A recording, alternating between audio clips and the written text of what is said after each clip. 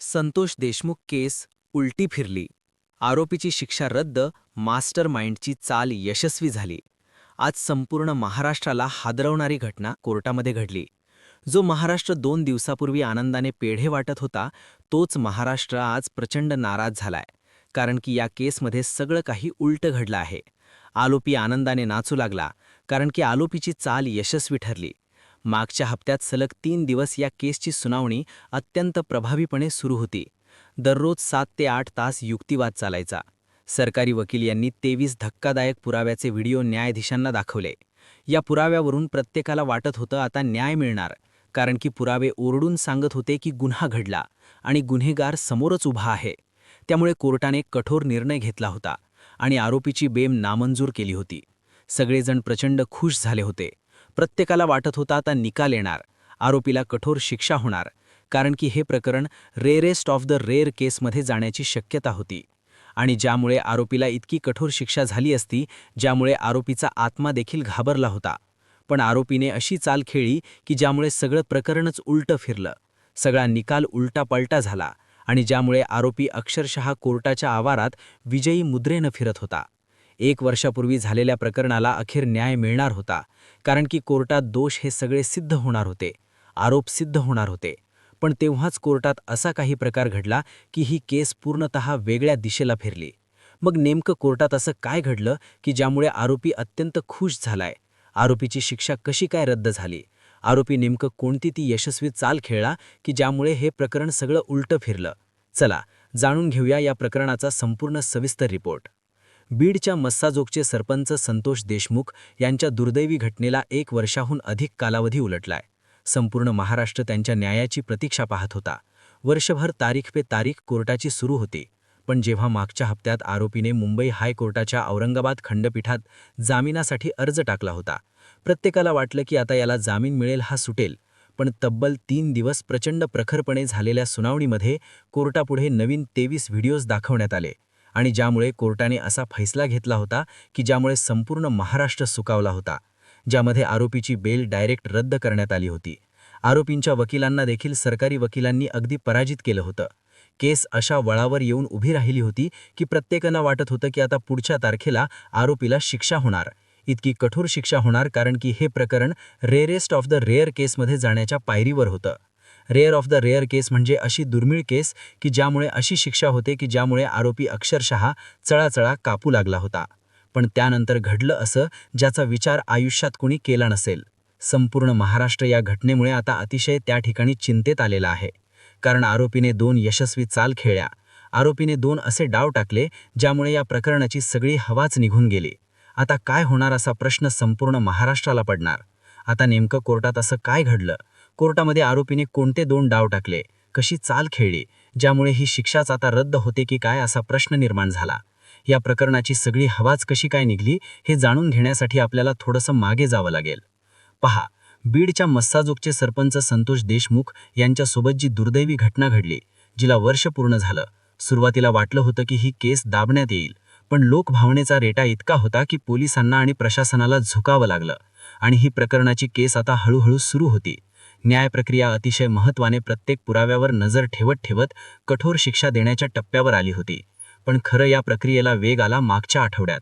अरुणबीत खंडपीठात जेव्हा सुनावणी झाली तेव्हा संपूर्ण महाराष्ट्र थक्क झाला होता. वाल्मिक कराडच्या वतीने मोठे वकील उभे केले होते. त्यांनी दावा केला. त्यांनी असा भयंकर दावा केला होता की ज्यामुळे सुरुवातीला वाटलं की केस आता आरोपीच्या बाजूने निकाल लागतो की काय. ते म्हणाले होते की त्यांची अटकच बेकायदेशीर आहे, म्हणजे आरोपी वाल्मिक कराडला जी अटक केली आहे ती बेकायदेशीर पद्धतीने केली आहे, असा त्यांनी त्या ठिकाणी युक्तिवाद केला होता. पण सरकारी वकिलांनी सगळा युक्तिवाद खोलून काढला.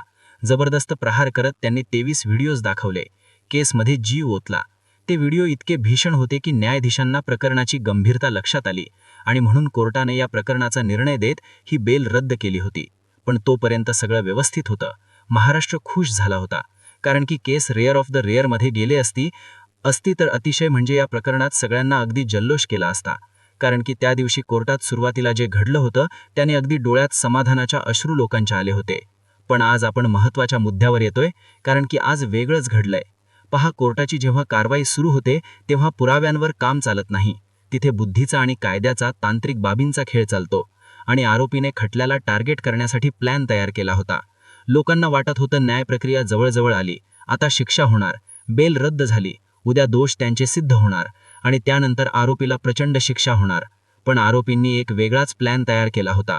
तो प्लॅन त्यांनी ठरवला, प्लॅन त्या दिवशी केला, तो म्हणजे तो दिवस ज्या दिवशी आरोपांवर दोष निश्चिती होणार होती. पहा, बेल रद्द केली, दुसऱ्या दिवशी दोष निश्चिती होणार होती. आता दोष निश्चित जर झाले असते तर हा खटला वेगाने चालला असता. पण आरोपींच्या वकिलांनी अचानक अशा काही मागण्या केल्या की ज्याचा विचार सरकारी पक्षाने केला नव्हता. त्यांनी थेट या केसचे खांबच असे डायरेक्ट मोडून टाकले. आता त्यांनी दोन प्रकारे या केसची हवा काढली. एक म्हणजे या खटल्याला उशीर कसा होईल यासाठी त्यांनी एक चाल खेळली आणि दुसरी चाल या खटल्याला भरकटवण्यासाठी खेळली.